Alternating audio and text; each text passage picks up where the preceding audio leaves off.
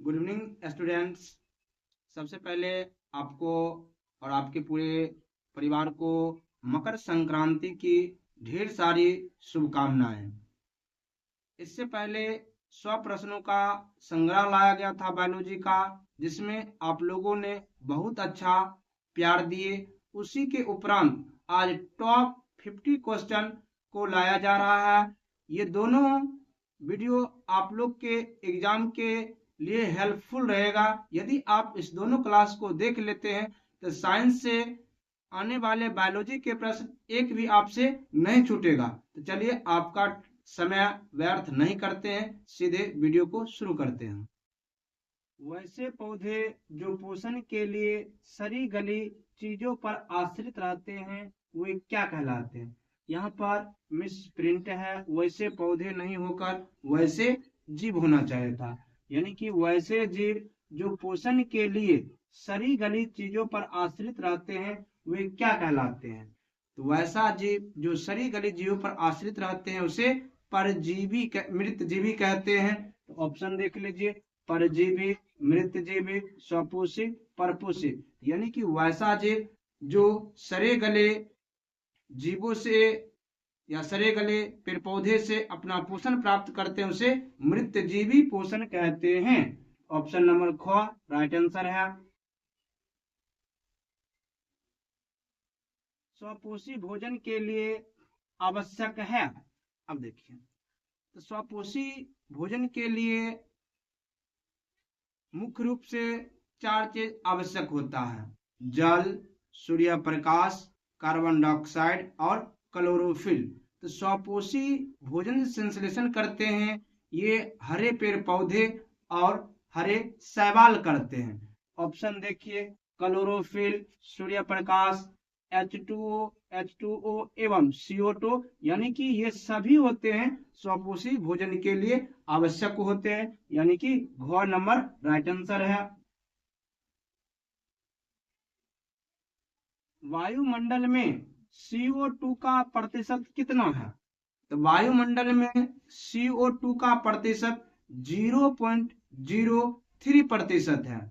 यदि यहाँ पर ऑक्सीजन हमसे पूछता, ऑक्सीजन के 21% यानी कि 21% होता है। यदि नाइट्रोजन पूछता 78% होता। यहाँ पर CO2 पूछ रहा है तो 0.03 होता है। ख नंबर राइट आंसर है।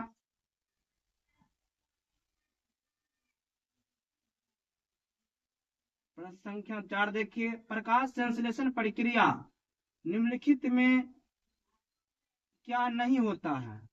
तो प्रकाश संश्लेषण प्रक्रिया सबसे पहले इसमें होता क्या क्या है? इसमें कार्बन डाइऑक्साइड का उपयोग होता है, जल का टूटना होता है, ठीक। उसके बाद इसमें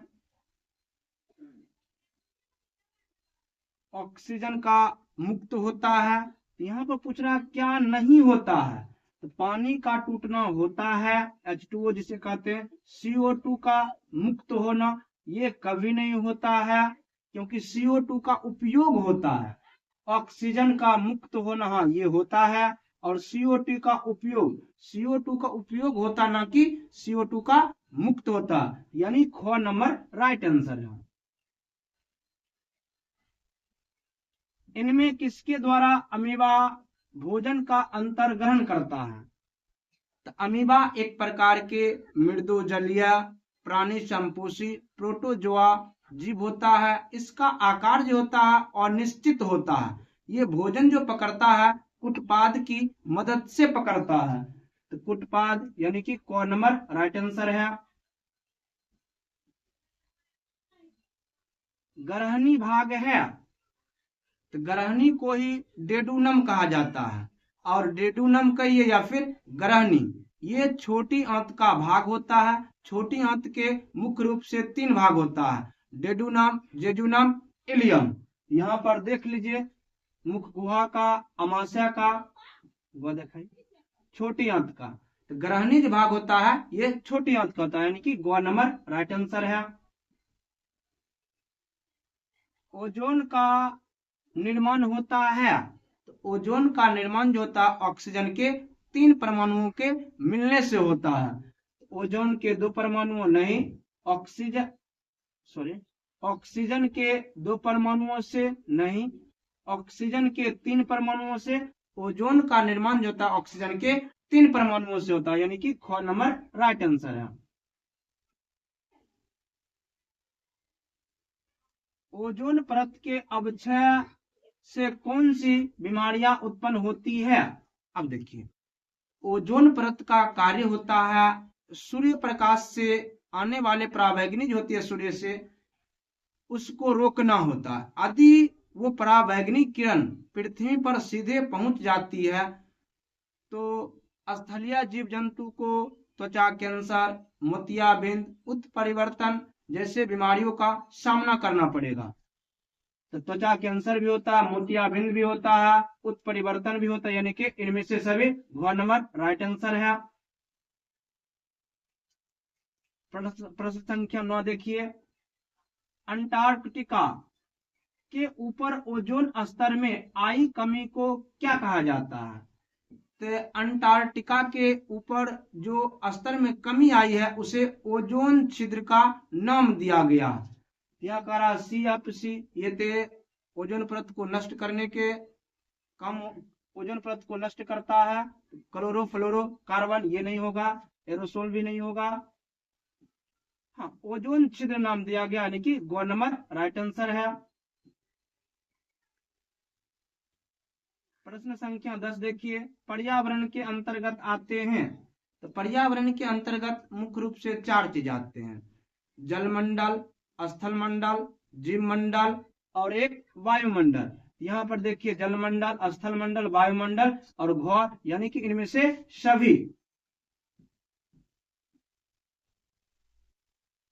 कवक एवं जीवाणुओं को किसी भी पारिस्थितिक तंत्र में कहा जाता है।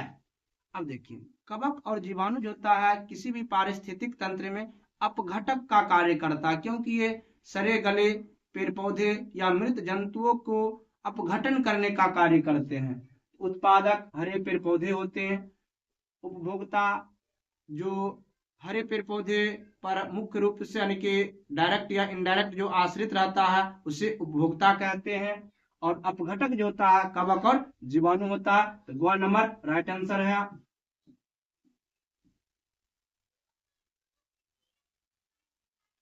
किसी पारिस्थितिक तंत्र में श्रृंखलाबद्ध तरीके से जुड़े जीवों से बनता है, यानी किसी पारिस्थितिक तंत्र में एक क्रमबद्ध तरीका से जीव जो अरेंजमेंट रहते हैं एक क्रम तरीका से, इसे कहते हैं आहार श्रृंखला या फिर खाद्य श्रृंखला कहते हैं, यानी कि आहार श्रृंखला। क नंबर राइट आंसर है।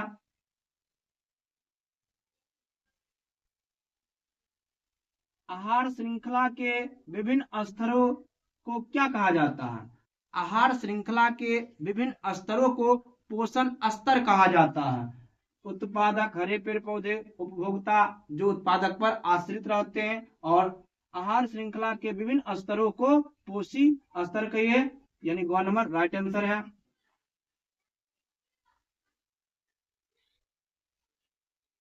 इनमें कौन सभी जीवों में वंशागत गुणों की पीढ़ी दर पीढ़ी संचरण करता है?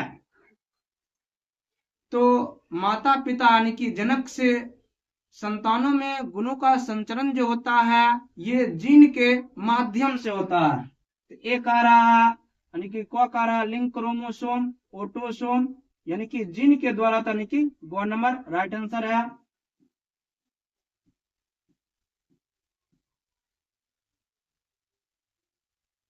किसी जीव की जीनी संरचना उस जीव का क्या कहलाती है? तो जीनी संरचना जो होता है जीनोटाइप या जीन प्रारूपी कहलाती है। तो फिनोटाइप जो बाहर से स्पष्ट होता है जो लक्षण, उसे फिनोटाइप कहते हैं। आगे प्रश्न डाला हुआ, इस पर हम बताएंगे वहां पर विस्तार रूप से। प्रभावी गुण और प्रभावी गुण नहीं, जीनोटाइप या जीन प्रारूपी, ऑप्शन नंबर घ राइट आंसर है। मेंडल के मटर के पौधे पर किए गए प्रयोग में शुद्ध रूप से लंबे जनक पौधे पी को किस चिन्ह से इंगित किया जा गया। अब देखिए मेंडल जब प्रयोग कर रहे थे मटर के ऊपर, तो उसमें जो लंबा पौधा होता था उसे कैपिटल टी से डिनोट करते थे, यानी कि इंगित करते थे। तो कैपिटल टी यानी कि क नंबर राइट आंसर है।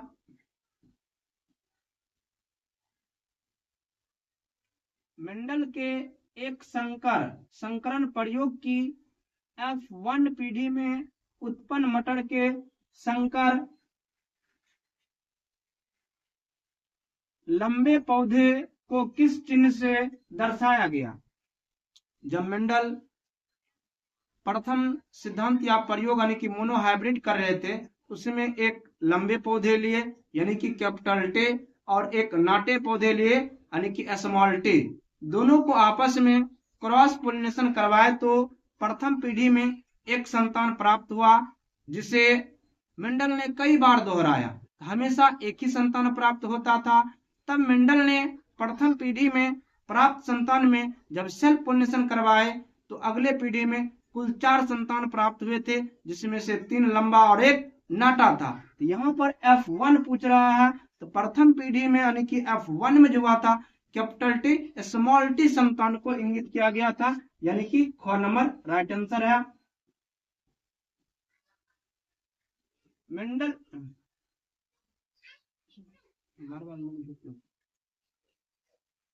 मेंडल के द्विसंकरण प्रयोग में F2 पीढ़ी में लक्षण प्रकट होने का अनुपात था। अब देखिए मेंडल जब डायहाइब्रिड यानी कि द्विसंकरण कर रहे थे, इसमें एक लंबे पौधे लिए एक नाटे पौधे लिए। तो लंबे पौधे कहने का अर्थ यह है कि मेंडल जो थे डायहाइब्रिड में 2 लक्षण का चयन किए, एक लंबे पौधे लिए एक नाटे पौधे लिए। ठीक, लंबे पौधे के बीजों का आकार गोलाकार था, नाटे पौधे के बीजों का आकार झुर्रीदार था। दोनों को जब आपस में क्रॉस पोलिनेशन करवाए तो प्रथम पीढ़ी में एक लंबे संतान प्राप्त हुए जिसके बीजों का आकार गोलाकार था। ठीक, अब यहाँ देखिए यहाँ पर पूछ रहा है लक्षण प्रकट होने के अनुपात था।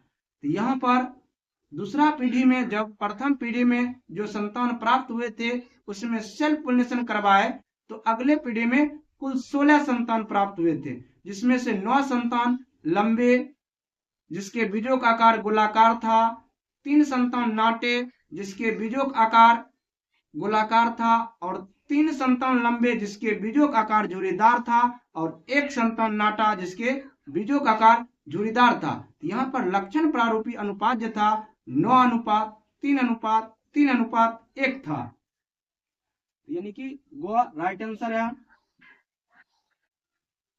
प्रश्न संख्या 22 देखिए, नर ड्रोसोफिला मेलानोगास्टर में क्रोमोसोम की संख्या कितनी होती है?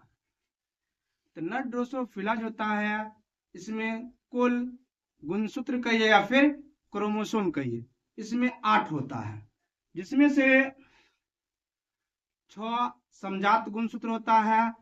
समजात गुणसूत्र को ही ऑटोसोम कहते हैं और 2 जो होता है लिंग गुणसूत्र होता है, ये एक्स और वाई होता है, यानी कि को राइट आंसर है।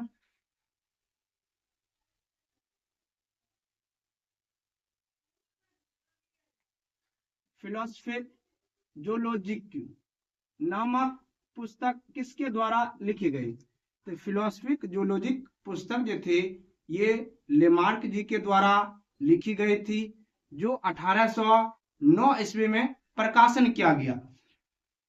डार्विन नहीं, लेमार्क यानी कि ख नंबर राइट आंसर है। जीवों की उत्पत्ति से पहले पृथ्वी के वायुमंडल में क्या नहीं था?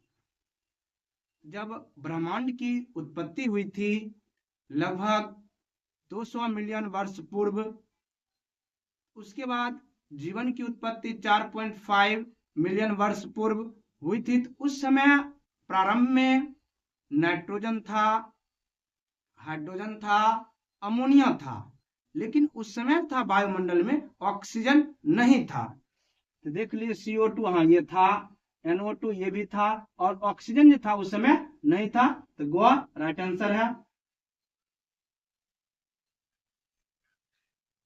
वैसे अंग जो उद्भव के दृष्टि से एक दूसरे से भिन्न होते हैं परंतु वे कार्य में एक जैसे होते हैं। अब देखिए, वैसा अंग जो उत्पत्ति और उद्भव के दृष्टि से भिन्न होते हैं लेकिन कार्य के दृष्टि से समान होते हैं, उसे असमजात अंग कहा जाता है। जैसे पक्षियों के पंख और तितलियों के पंख दोनों बनावट और उद्भव में अलग अलग है लेकिन कार्य एक समान होता है।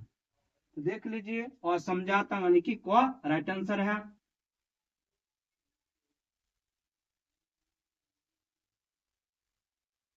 जनकों से उनकी संतानों में पीढ़ी दर पीढ़ी युग्मकों के माध्यम से पैतृक गुणों का संचरण क्या कहलाता है?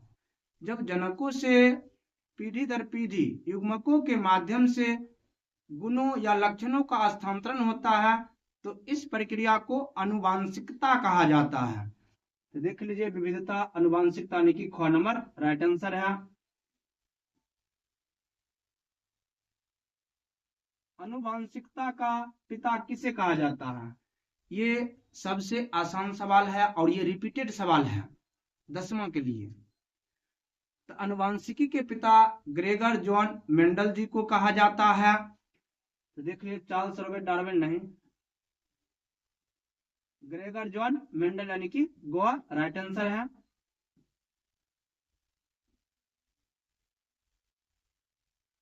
मेंडल के एक संकरण प्रयोग F2PD में जीन प्रारूपी अनुपात पाया गया।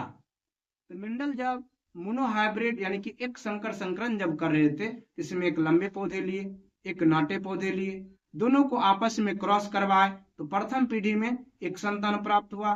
प्रथम पीढ़ी में जो संतान प्राप्त हुआ, इसे स्वपरागन जब करवाया गया तो अगले पीढ़ी में कुल 4 संतान प्राप्त हुआ था, जिसमें से 3 लंबा और एक नाटा था। इसका लक्षण प्रारूपी या फिनोटाइप अनुपात पूछे तो वो 3:1 होता है, जो बाहर से ही स्पष्ट होता है।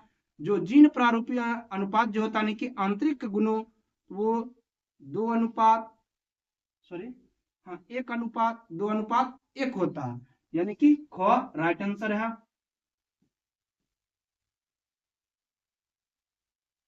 मेंडल किस देश में ईसाइयों के एक मठ के पादरी थे?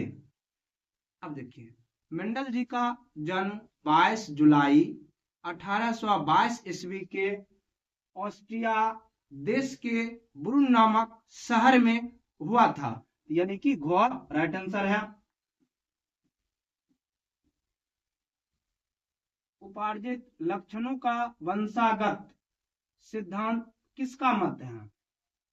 ये उपार्जित लक्षणों का मत जो है ये लेमार्क जी का है। लेमार्क जी का इस सिद्धांत में कहने का अर्थ था कि जो भी जीव अपने वातावरण से कोई लक्षण को ग्रहण करते हैं तो उस लक्षण का अगले पीढ़ी में वंशागत हो जाता। जैसे उन्होंने बताया, जिराफ के संतानों का गर्दन लंबा हो गया था, ये लेमार्क जी की था, यानी कि गो राइट आंसर है।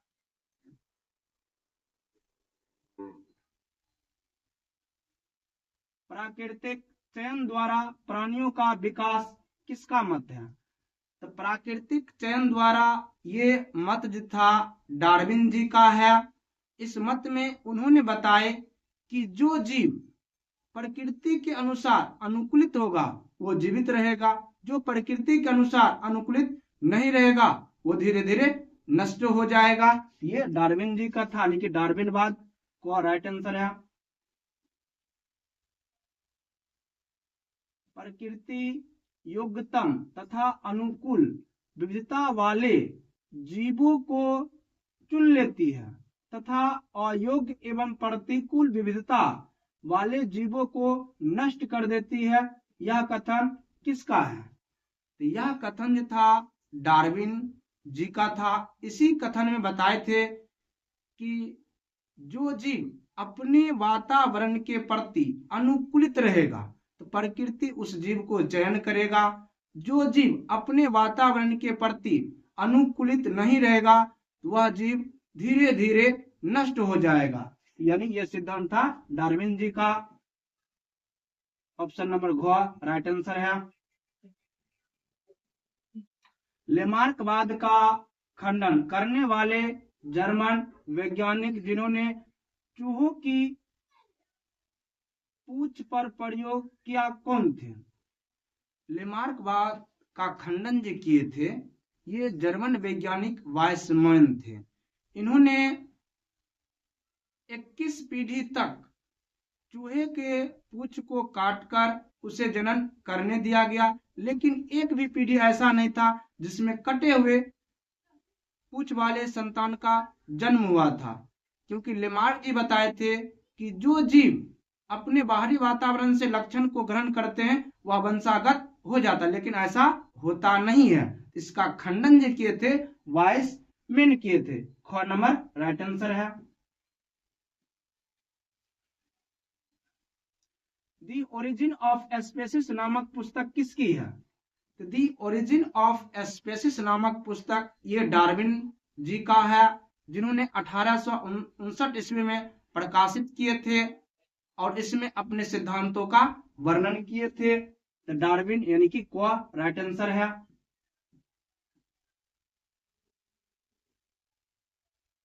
अंडाशय के भीतर पाया जाता है। अंडाशय के भीतर जो होता है ये बीजांड पाया जाता है। निषेचन के बाद अंडाशय फल में परिवर्तित हो जाता है और बीजांड बीज में परिवर्तित हो जाता है। तो वर्तिका बीजांड यानी कि ग नंबर राइट आंसर है। भ्रूण कोश अवस्थित रहता है। तो भ्रूण कोश जो होता है ये पुष्प में पूछ रहा है, ये बीजांड के अंदर अवस्थित रहता है। परागकोश वर्तिका में बीजांड यानी कि ग नंबर राइट आंसर है।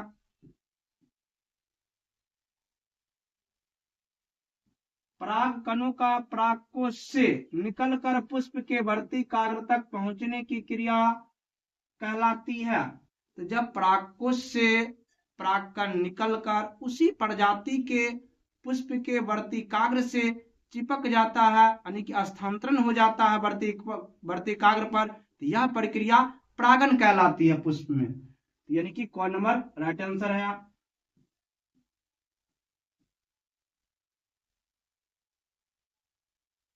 स्वपरागन किन पौधे में संभव है? तो स्वपरागन जो होता है ये केवल द्विलिंगी पुष्प में संभव है, क्योंकि एकलिंगी पुष्प में अलग अलग पौधे की आवश्यकता होती है, लेकिन स्वपरागन जो होता है ये द्विलिंगी पुष्प के उसी पुष्प के वर्तिकाग्र से परागकोश से परागकण निकलकर उसी पुष्पों के वर्तिकाग्र पर चिपकना रहता है। इसी प्रक्रिया को स्वपरागन कहते हैं। यानी कि एकलिंगी नहीं, केवल उभयलिंगी पुष्प यानी कि ख नंबर राइट आंसर है। निषेचन के बाद युग्मनज विभाजित होकर बनता है। अब देखिए, जब नर युग्मक शुक्राणु और मादा युग्मक अंडाणु आपस में संलयित हो जाती है फिलिपियन नालिका में, इस प्रक्रिया को निषेचन कहते हैं। निषेचन के बाद युग्मनज बनता है और युग्मनज जो होता है विभाजित होकर भ्रूण बनाता है। यानी कि ऑप्शन नंबर ग राइट आंसर है।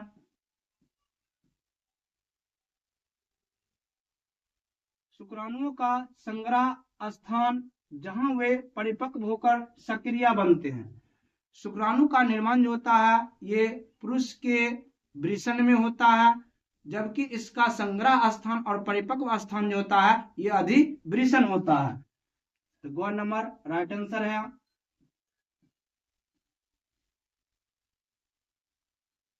मनुष्य में शुक्राणु तथा अंडाणु का निषेचन होता है।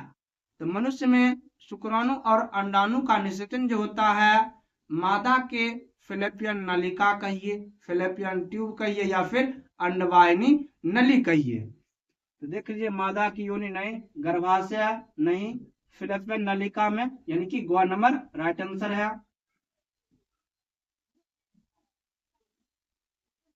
भ्रूण का विकास होता है जब निषेचन की क्रिया संपन्न हो जाती है, तो युग्मनज वृद्धि विकास करते करते ये गर्भाशय में जाकर चिपक जाता है और गर्भाशय में ही 9 माह तक भ्रूण का वृद्धि विकास होता है मादाओं के शरीर में।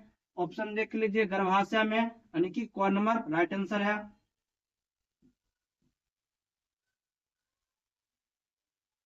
किस स्थिति में कॉर्पस ल्यूटियम सक्रिय रहकर हार्मोन प्रोजेस्टेरोन तथा रिलैक्सिन स्रावित करता है? जब मादाओं के शरीर में अंडो उत्सर्ग हो जाता है, यानी कि जब अंडाशय से अंडाणु 14वें दिन एलएच हार्मोन अत्यधिक स्रावित होता है, जिसके कारण क्या होता है, अंडाशय से अंडाणु बाहर निकलकर फिलिपियन नलिका में आ जाता है। तो जब निषेचन की प्रक्रिया संपन्न हो जाती है तो ये ग्राफिन फोलिकल जो होता है ये प्रोजेस्टेरोन एवं रिलैक्सिन हार्मोन का स्राव करता है। तो प्रोजेस्टेरोन हार्मोन जो होता है 9 माह के तक भ्रूण के वृद्धि विकास में सहायक होता है। ये क्रिया निषेचन के बाद होती है। तो देख लीजिए, अंडाणु के निषेचन होने के बाद, यानी कि क राइट आंसर है।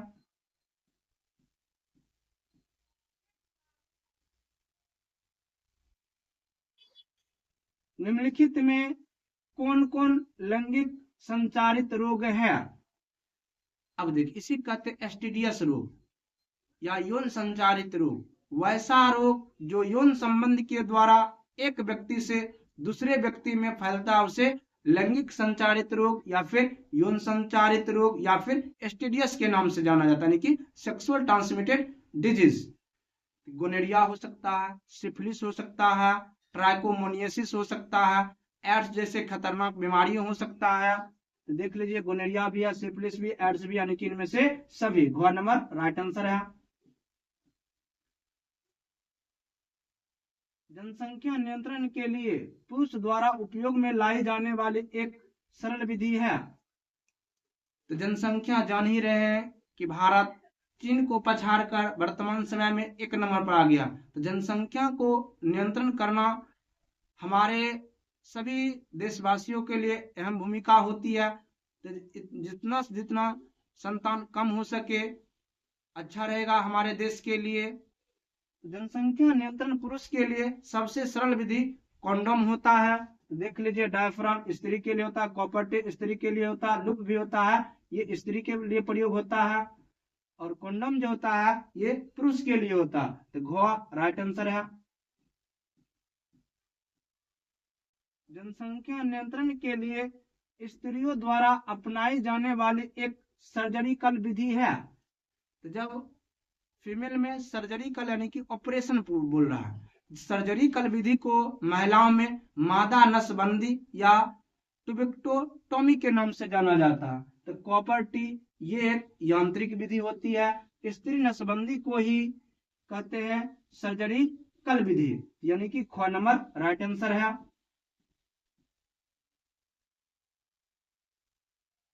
जनसंख्या नियंत्रण के लिए स्त्रियों द्वारा अपनाए जाने वाले एक सरल यांत्रिक विधि है, यानी कि जनसंख्या को नियंत्रण करने के लिए स्त्री द्वारा जो प्रयोग में लाए जाते हैं यांत्रिक विधि, वो हो सकता है कॉपर टी, लूप या डायफ्राम। ऑप्शन देखिए, कॉन्डम ये पुरुष के लिए होता है, ट्यूबिक्टोटोमी ये मादा नसबंदी होता है, वेस्कोटोमी पुरुष नसबंदी होता है। यहाँ पर यांत्रिक विधि जो होता है ये कॉपर टी होता है, यानी कि घ नंबर राइट आंसर है। लैंगिक जनन संचारित रोग हर्पिज है? तो लैंगिक जनन यानी कि कहने का अर्थ है लैंगिक संचारित रोग। हर्पिज जो होता है ये एक हर्पिस सिंप्लेक्स विषाणु से होता है। तो ऑप्शन नंबर देख लीजिए, बैक्टीरिया जनित नहीं, वायरस जनित हाँ। तो हर्पिस जो होता है ये हर्पिस सिंप्लेक्स विषाणु यानी कि वायरस जनित रोग होता है। तो ख नंबर राइट आंसर है।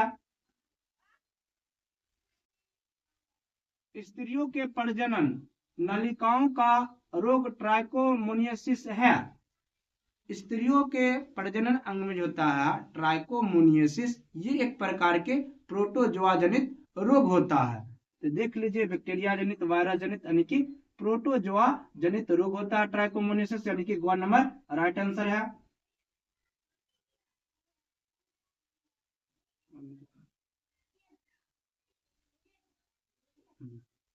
पुरुष के शिशन का शीर्ष भाग कहलाता है। पुरुष के शिशन के सबसे अंतिम भाग यानी कि शीर्ष भाग जिसे कहते हैं, ये गोल होता है, जिसे ग्लांस कहते हैं। तो ऑप्शन नंबर ख राइट आंसर है। आज का ये लास्ट प्रश्न था। फिर 50 प्रश्न फिर से लाया जाएगा, जो कि 18 तारीख को या फिर 19 तारीख को इसी जनवरी माह में लाई जाएगी। पुनः उसे आप लोग भी देखिएगा दोबारा। आज के लिए धन्यवाद। आप लोग देखिए, लाइक करिए, कमेंट करिए, अपने फ्रेंड को शेयर करिए, क्योंकि इस प्रश्न से बाहर एग्जाम में कुछ भी नहीं आएगा। आप लोग विश्वास करिए। धन्यवाद।